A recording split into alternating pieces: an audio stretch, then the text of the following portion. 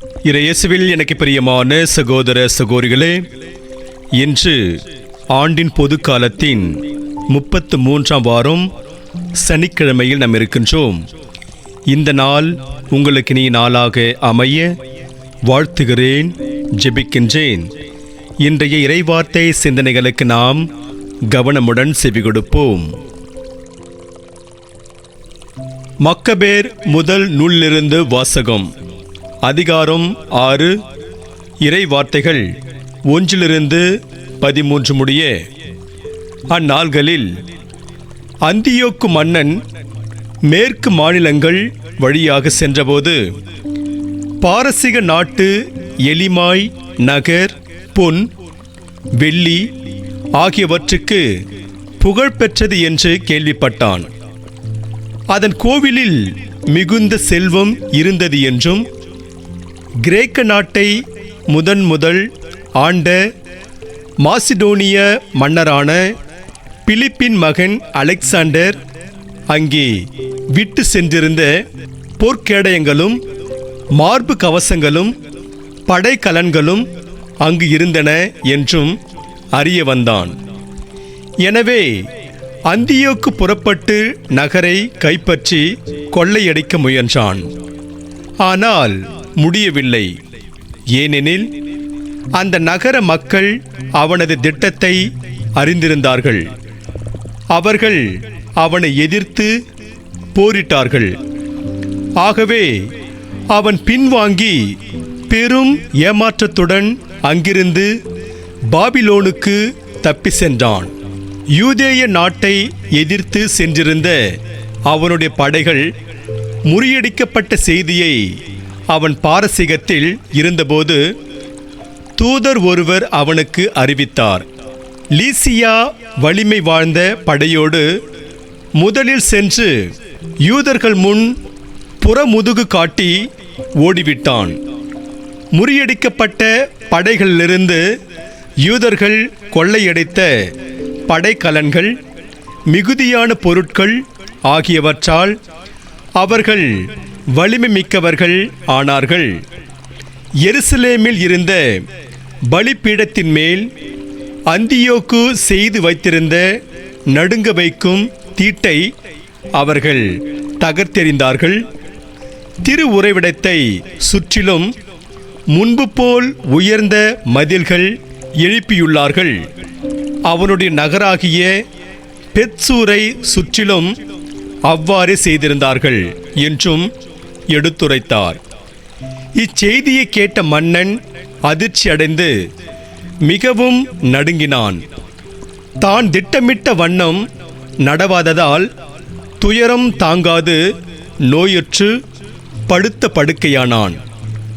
கடுந்துயரம் அவனை ஆட்கொண்டதால் அங்கு பல நாள் கிடந்தான். தான் விரைவில் சாகவிருந்ததை உணர்ந்தான். ஆகவே அவன் தன் நண்பர் எல்லாரையும் அழைத்து, என் கண்களில் நின்று தூக்கம் அகன்றுவிட்டது, கவலையினால் என் உள்ளம் உடைந்துவிட்டது, எவ்வளவு துயரத்திற்கு ஆளானேன், இப்போது எத்துணை பெரும் துயர கடலில் அமிழ்ந்துள்ளேன். நான் ஆட்சியில் இருந்தபோது அன்பு செலுத்தி அன்பு பெற்றேனே என்று எனக்குள் சொல்லிக்கொண்டேன். ஆனால் எருசலேமில் நான் புரிந்த தீமைகளை இப்போது நினைவு கூறுகிறேன். அங்கு இருந்த பொன் வெள்ளி கலன்கள் அனைத்தையும் கவர்ந்து சென்றேன். யூதேயாவில் குடியிருந்தவர்களை காரணமின்றி அழித்தொழிக்கும்படி கட்டளையிட்டேன். இதனால்தான் இந்த கேடுகள் எனக்கு வந்துள்ளன என நான் அறிவேன். இப்போது அயல் நாட்டில் துயர மிகுதியால் அழிந்து கொண்டிருக்கிறேன் என்று கூறினான்.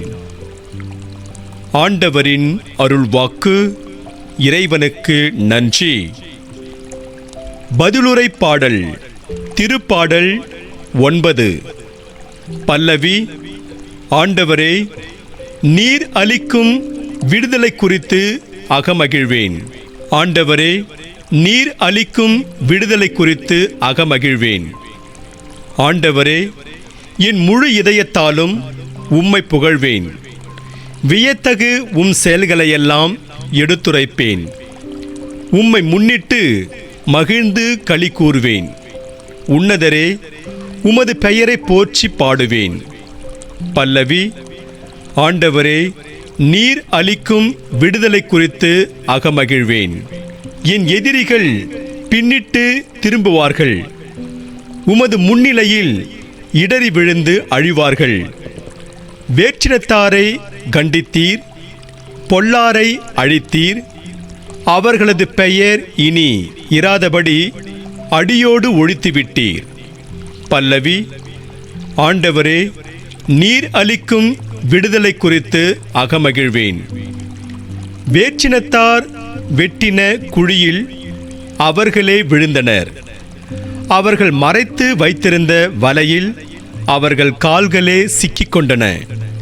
மாறாக வறியவர் என்றுமே மறக்கப்படுவதில்லை. எளியோரின் நம்பிக்கை ஒருபோதும் வீண் போகாது. பல்லவி. ஆண்டவரே, நீர் அளிக்கும் விடுதலை குறித்து அகமகிழ்வேன். அல்லேலூயா, அல்லேலூயா. நம் மீட்பராகி கிறிஸ்து இயேசு சாவை அழித்து அழியா வாழ்வை நற்செய்தியின் வழியாக ஒளிர செய்தார். அல்லேலூயா. ஆண்டவரே, நற்செய்தியை தகுந்த விதத்தில் எடுத்து சொல்ல என் உள்ளத்தையும் உதட்டையும் தூய்மையாக்கும். ஆண்டவர் உங்களோடு இருப்பாராக, உம் ஆன்மாவோடும் இருப்பாராக. தூய லூக்கா எழுதிய பரிசுத்த நற்செய்தியிலிருந்து வாசகம். ஆண்டவரே, மாட்சி உமக்கே. லூக்கா நற்செய்தி அதிகாரம் 20, இறை வார்த்தைகள் 27 40 முடிய. அக்காலத்தில் உயிர்த்தெழுதலை மறுக்கும் சில பரிசேயர் இயேசுவை அணுகி, போதகரே, மணமான ஒருவர் மகப்பேறின்றி இறந்து போனால் அவர் மனைவியை கொழுந்தனே மனைவியாக ஏற்றுக்கொண்டு தம் சகோதரருக்கு வழிமரபு உருவாக்க வேண்டும் என்று மோசே எழுதியுள்ளார். இங்கு சகோதரர் 7 இருந்தனர். மூத்தவர் ஒரு பெண்ணை மணந்து மகப்பேறின்றி இறந்தார். 2ஆம் 3ஆம் சகோதரர்களும் அவரை மணந்தனர். இவ்வாறே 7 மகப்பேறின்றி இறந்தனர். கடைசியாக அப்பெண் இறந்தார். அப்படியானால் உயிர்த்தெழும்போது அவர் அவர்களுள் யாருக்கு மனைவி ஆவார்? ஏனெனில் 7 அவரை மனைவியாக கொண்டிருந்தனரே என்று கேட்டனர். அதற்கு இயேசு அவர்களிடம், இக்கால வாழ்வில் மக்கள் திருமணம் செய்து கொள்கின்றனர். ஆனால் வருங்கால வாழ்வை பெற தகுதி பெற்ற யாரும் இறந்து உயிர்த்தெழும்போது திருமணம் செய்து கொள்வதில்லை.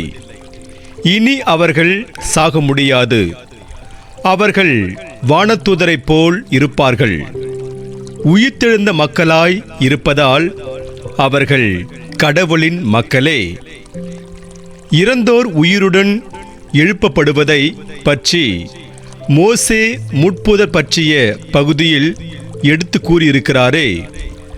அங்கு அவர் ஆண்டவரை ஆபிரகாமின் கடவுள், ஈசாக்கின் கடவுள், யாக்கோபின் கடவுள் என்று கூறியிருக்கிறார். அவர் இறந்தோரின் கடவுள் அல்ல, மாறாக வாழ்வோரின் கடவுள். ஏனெனில் அவரை பொறுத்த மட்டில் அனைவரும் உயிருள்ளவர்களே என்றார். மறைநூல் அறிஞருள் சிலர் அவரை பார்த்து, போதகரே, நன்றாக சொன்னீர் என்றனர். அதன்பின் அவர்கள் அவரிடம் எதையும் கேட்க துணியவில்லை. ஆண்டவரின் அருள்வாக்கு. கிறிஸ்துவே உமக்கு புகழ்.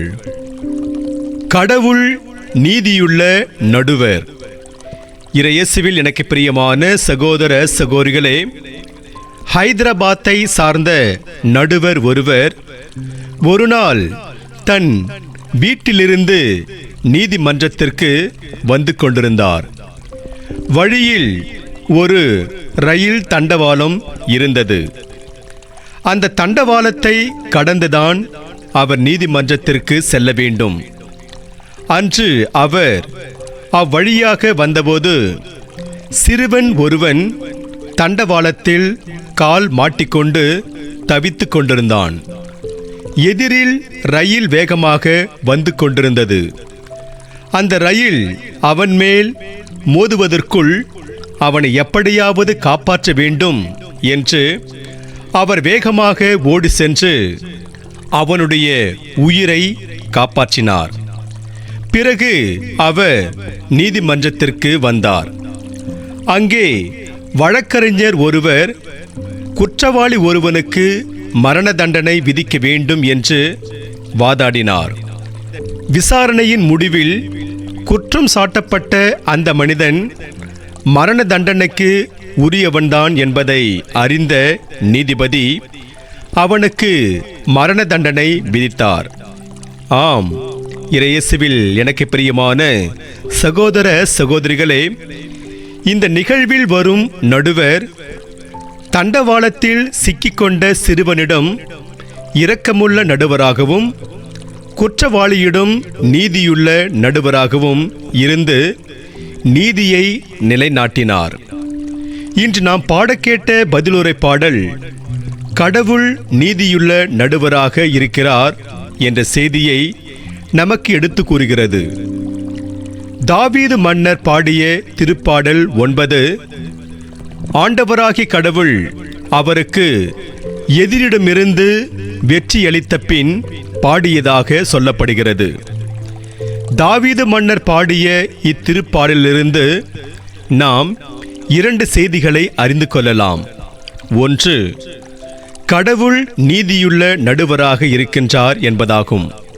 2, கடவுள் நீதியுள்ள நடுவராக இருந்தாலும் அவர் தம்மீது நம்பிக்கை கொண்ட எளியோரையும் வலியோரையும் மறப்பதில்லை என்பதாகும். சாதாரண ஓர் ஆடு மேய்க்கும் சிறுவனாக இருந்த தாவீது ஆண்டவரால் இஸ்ரவேலின் மன்னராக உயர்த்தப்பட்டார். அதன் பிறகு அவர் ஆண்டவர் மீது மிகுந்த பற்றி கொண்டு அவருக்கு உகந்தவராய் வாழ்ந்து வந்தார். இதனாலேயே நீதியின் நடுவரான வலியோர் மீது மிகுந்த பரிவு கொண்டவரான ஆண்டவர் தாவீதுக்கு எதிரிகளிடமிருந்து வெற்றியை அளிக்கிறார். இதற்காக தாவீது மன்னர் ஆண்டவரை புகழ்ந்து பாடுகிறார்.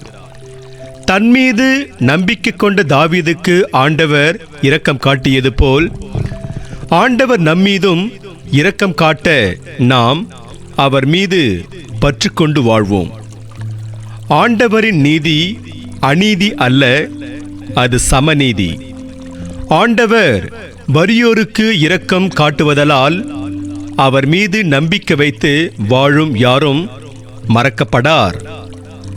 ஆண்டவர் நீதியின் மன்னராய் இருப்பதால் நாம் நீதியோடும் நேர்மையோடும் நடப்போம். ஆண்டவர் நீதியின் கடவுள் என்று எசாயா புத்தகத்தில் 30ஆம் அதிகாரம் 18 இறைவாக்கினர் எசாயா கூறுகிறார். ஆகையால் நீதியின் கடவுளான ஆண்டவரின் அடிச்சுவடுகளை பின்பற்றி நாம் நீதியோடும் நேர்மையோடும் வாழ கற்றுக்கொள்ள வேண்டும். நான் மிகப்பெரிய பாவி.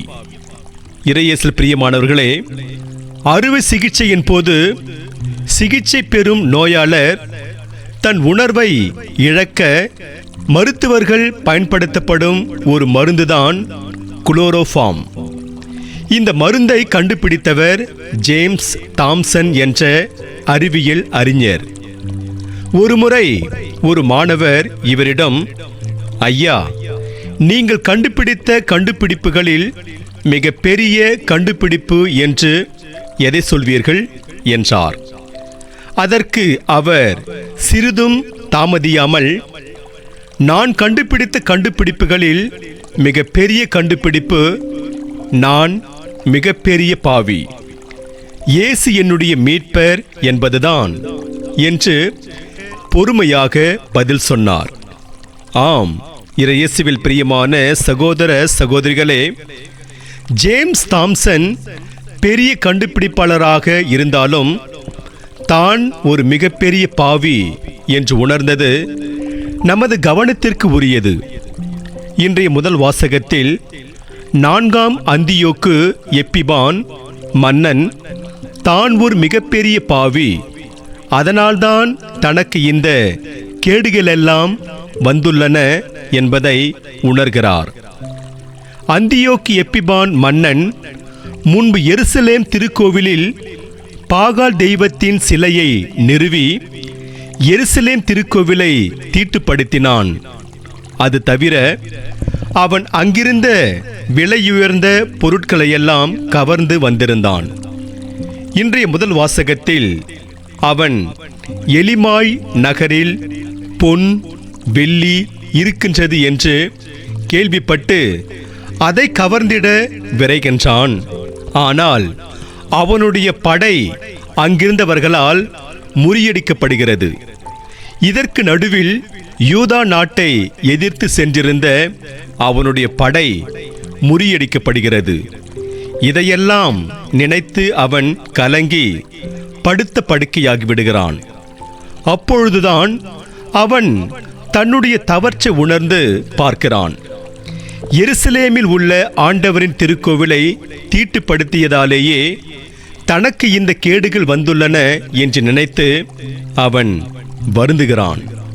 ஆம், இயேசுவில் பிரியமான சகோதர சகோதரிகளே, எருசலேம் திருக்கோவிலில் இன்றைய நற்செய்தியில் நாம் வாசிப்பது போல வாழ்வோரின் கடவுள் குடிக்கொண்டிருந்தார். அப்படிப்பட்ட திருக்கோவிலை அந்தியோக்கு எப்பிபான் மன்னன் தீட்டுப்படுத்தியதாலேயே அவனுக்கு மிகப்பெரிய அழிவு வந்தது. ஆதலால் நாம் ஆண்டவர் குடிக்கொண்டிருக்கும் கோவிலுக்கு உரிய மரியாதை கொடுத்து நாமும் உயிருள்ள கோவிலாக வாழ முயற்சி செய்வோம். இன்று நமக்கு கொடுக்கப்படுகின்ற இறை சிந்தனையாக, மனிதர் எதை விதைக்கிறாரோ அதையே அறுவடை செய்கிறார். படைக்கப்பட்ட பொருட்களில் அல்ல, படைத்தவரில் பற்றுக்கொண்டு வாழ்வோம். தீமையை விலக்கிவிட்டு நன்மை செய்ய கற்றுக்கொள்வோம்.